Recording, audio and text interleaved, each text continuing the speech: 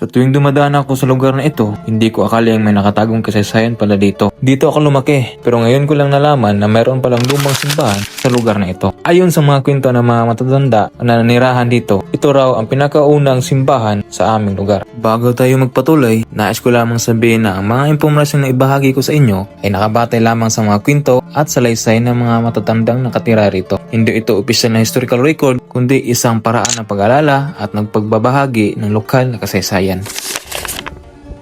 Ayon sa mga nakakatanda, ang simbahang ito ay itinayo pa noong panahon ng mga Kastila. Mahigit 200 taon na ang lumipas, ngunit nakatayo pa rin ang bahagi ng kampanaryo nito. Isipin ninyo, ilang bagyo, lindol at pagbabago ng panahon ang nalampasan ng istrukturang ito. Ngunit hanggang ngayon, makikita pa rin natin ang bakas na kasaysayan sa paglapit natin. Mapapansin na hindi ito ginawa gamit ang hollow blocks. Gaya ng mga gusali ngayon, ang ginamit dito ay malalaking batong, hinugis na parang paresukat at isa-isang pinakinis at inayos ng mga manggagawa noon. Makikita rin ang ilang natitirang lumang tiles, hindi ito ordinaryong tiles. Ayon sa mga kwento, gawa mga ito sa pulang lupa o clay, isang tradisyonal na materyales na karaniwang ginagamit noong panahon ng Kastila. Dagdag impormasyon, ang nakatira daw dito o may-ari ng lupang ito ay nagngangalang Julian Codamyas. Dati itong malawak na lupain o hasinda. Habang nakatayo ako rito, napapaisip ako kung ilang henerasyon na ang dumaan sa lugar na ito. Marahil dito nagtipon ng mga tao para magsimba, magdasal at magdiwang ng iba't ibang okasyon sa kanilang buhay. Nakakalungkot lang isipin na kung hindi ito nasira ng mga nagdaang bagyo at kung alagaan o na-renovate noon pa, malamang isa na sana ito sa mga kilalang tourist destination dito sa Kalubian, Leyte. Isa sana itong buhay na paalala ng ating pinagmulan at mayamang kasaysayan. Sa kasalukuyan, ang lugar na ito ay pribadong pag-aari, kaya kung nais ninyong bumisita, huwag basta-basta pumasok, makipag-unayan muna sa nagbabantay o sa may-ari ng lugar bilang paggalang sa kanilang pribadong ari-arian. Bilang mga bumisita, responsibilidad nating igalang ang lugar at panatilihing itong malinis. Tunay na yaman ng isang bayan ay hindi lamang nasusukat sa laki ng mga gusali, nasusukat din ito sa mga kwentong iniwan ng ating mga ninuno. Kapag nawala ang kasaysayan, parang unti-unti na ring nawawala ang ating pagkakilanlan. Kaya habang may pagkakataon pa, pahalagahan natin ang mga lumang lugar. Pakinggan natin ang kwento ng ating mga matatanda dahil balang araw, tayo naman ang magiging tagapagkwento ng ating kasaysayan. Makarami pa talaga nakatagong kwento sa ating sariling lugar na hindi natin agad napapansin. Minsan, hindi natin kailangang lumayo para makita ng kasaysayan, nasa paligid lang pala natin ito. Sana, balang araw ay mas mapahalagahan pa ang mga ganitong makasaysayang lugar upang maipasa natin ang kanilang kwento sa mga susunod na henerasyon.